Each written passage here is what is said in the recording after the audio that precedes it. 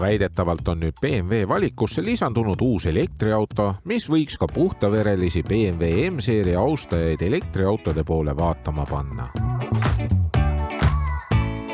See elektriauto näeb välja nagu täiesti tavaline 4. seeria Grand Coupe.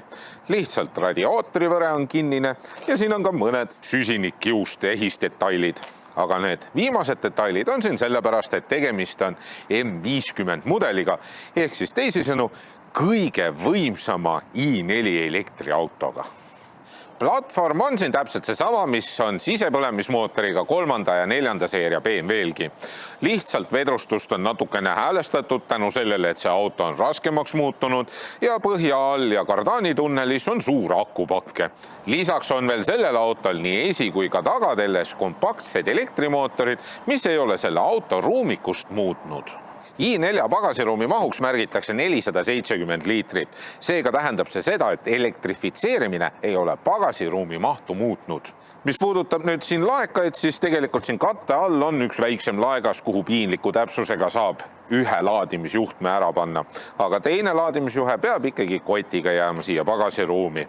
Hea asi on see, et seljatoed saad alla klappida 40-20-40 suhtes ja lisaks, et ka mütsiriiul sõidab luugi avanedes eest ära, et oleks mugavam asju siia sisse tõsta.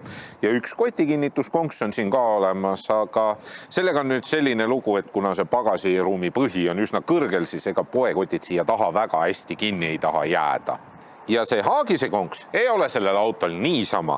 Nimelt on võimalik selle autoga vedada kuni 1600 kilogrammist piduritega haagist. Valikus on kas tagaveoline mudel või siin olev 2 elektrimootoriga nelikveoline M50, mis arendab 400 kilovatti, 795 newtonmeetrit ja kasutatavaks akupaki suuruseks on 80,7 kilovatt-tundi.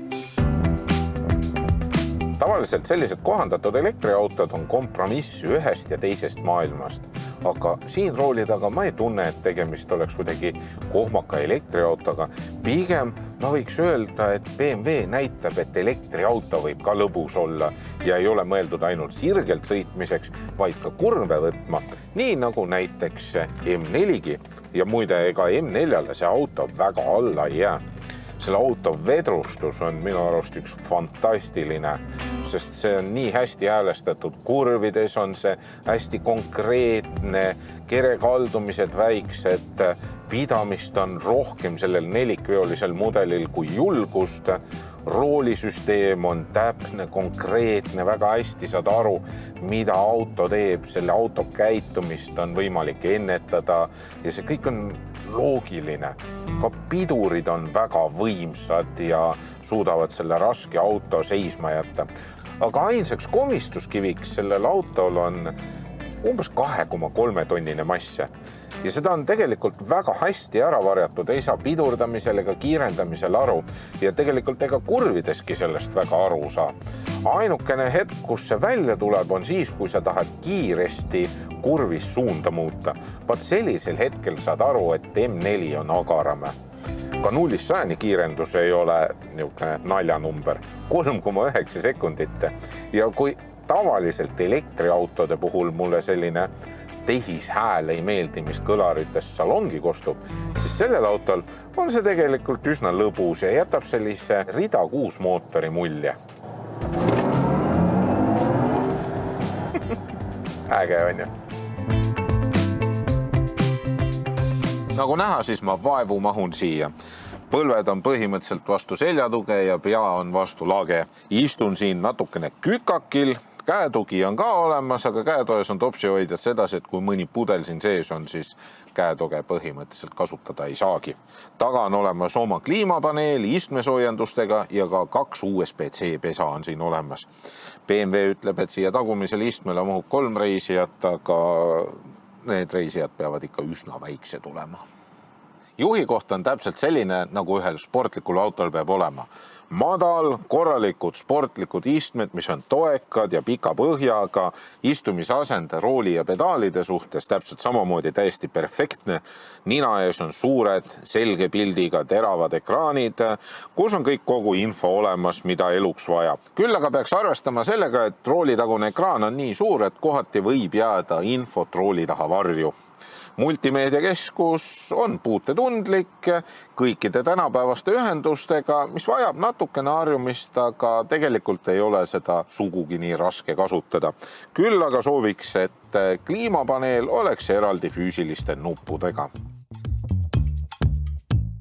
Kusjuures rahulikult sõites on see auto ka väga mugav.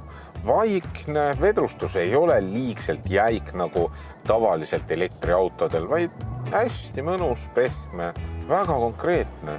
Sõidaks nagu tavalise 4. seeria Grand Coupeega, lihtsalt et vaiksem on ja tõesõna see auto on väga vaikne, isegi rehvi müra ei ole sellistest laiadest rehvidest liigselt siia salongi kuulda, et oleks väsitav. Kõiksugused sõiduabilised töötavad suurepäraselt, need on tagaplaanil, need ei aja sind närvi. Ja BMW on üsna optimistlik selle auto sõidu ulatuse osas 416 kuni 521 kilomeetrit ühe akutäiega. Aga mina sain oma tavapärasel tiirul 23,5 kilovatt-tundi 100 kilomeetri kohta tarbimiseks, mis teeb arvutuslikult 342 kilomeetrit akutäiega. i4 baashinnaks on 66 000 eurot, aga kui sa tahad sellist vingemat, hästi varustatud autot, nagu see proovisõiduauto on, siis sa peaksid arvestama umbes 95 000 euroga.